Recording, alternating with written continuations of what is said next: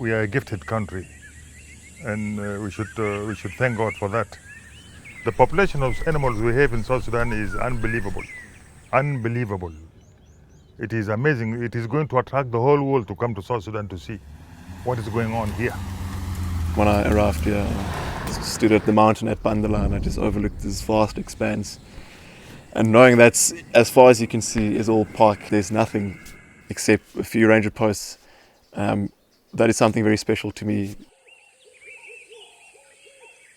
If we continue to have peace like how it is now, we will have a lot of animals, so will be within our Jemi reserve. Tens of thousands of South Sudanese have been killed and millions displaced over the past. There is an urgent effort underway to get food and aid into a country that knows war. So when the SPLM came in now, everybody had a gun. The good numbers of guns now turned into hunting animals because there were no economic activities, there were no salaries. Everybody could go to the bush to hunt animals randomly, sell them to satisfy their living. We saw most of the animals, like elephant, almost the number is reduced. Also, our national park was not developed.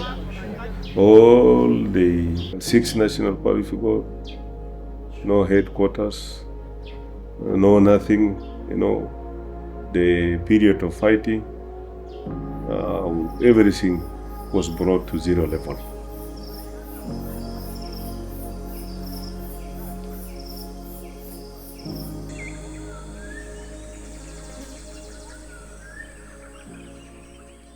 The rangers actually found the lioness who killed this eland. She was on the carcass. I think they're about 10 meters from her when it just opened, and they just found this lioness on this eland. So South Sudan, it's the least developed country in the world. And when I started here, it was in the rainy season. The lack of infrastructure in roads, thus far it's been a massive challenge.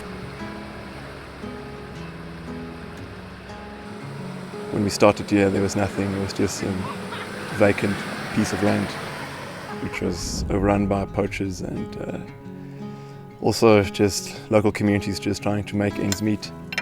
The lack of infrastructure also leads to things like a lack of communication, which is also not just a difficulty, but it's also a risk for us in the fields.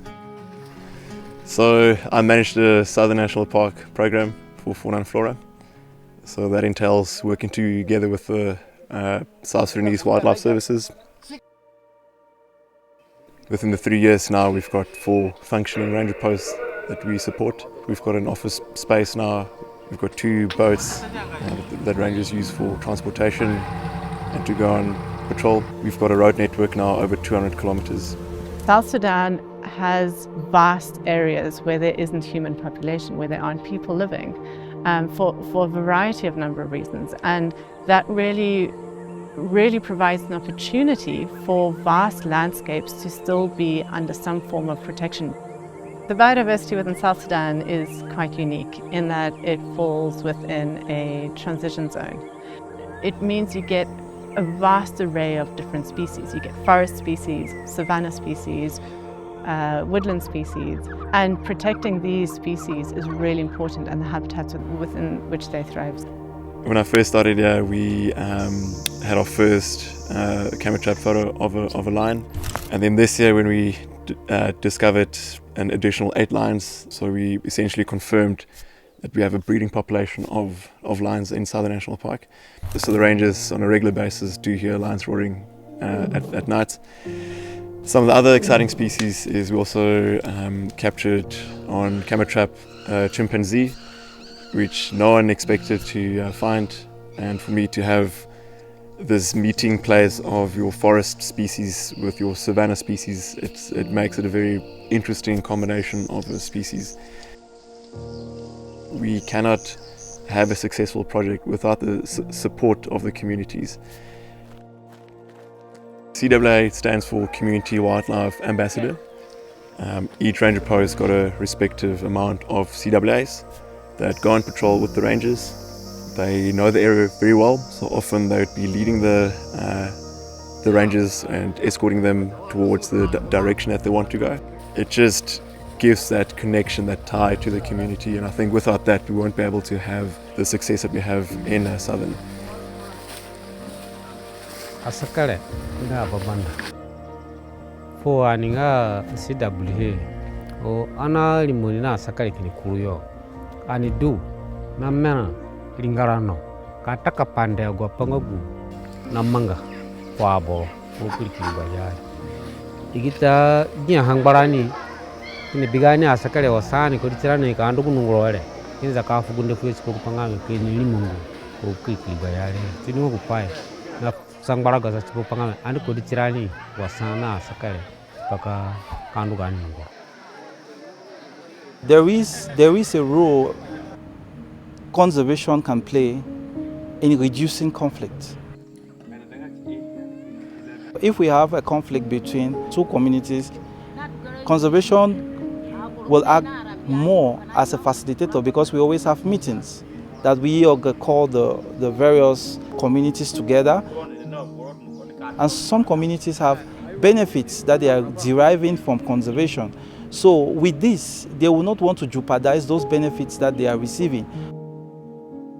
FFI's approach to conservation, which is building the capacity of stakeholders like the local communities, and then they are at the forefront of conservation. With Fauna Flora, we ensure that even though there are conflict, instability within the state, within the country, we are able to go on with our activities because they are the people living around the area that are like in leadership.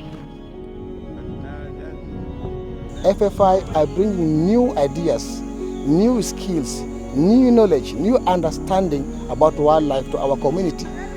I've seen that there's a change in the mindset of the people towards animals. Before we used to cut the jungle and burn them, but now I think that gradually the community are looking at the forest itself like one of its resources that can also generate fund. We have reached a turning point. We are starting to see an increase in wildlife. And for me, the long-term hope for Southern is that we once again see 75,000 buffalo and 15,000 elephants roaming this national park. Everything that we do is informed by local people. We don't come in thinking we know everything. Being able to listen, respect cultures, values, that's where our future can look really bright, because I think if we can listen, adapt, it will just go from strength to strength.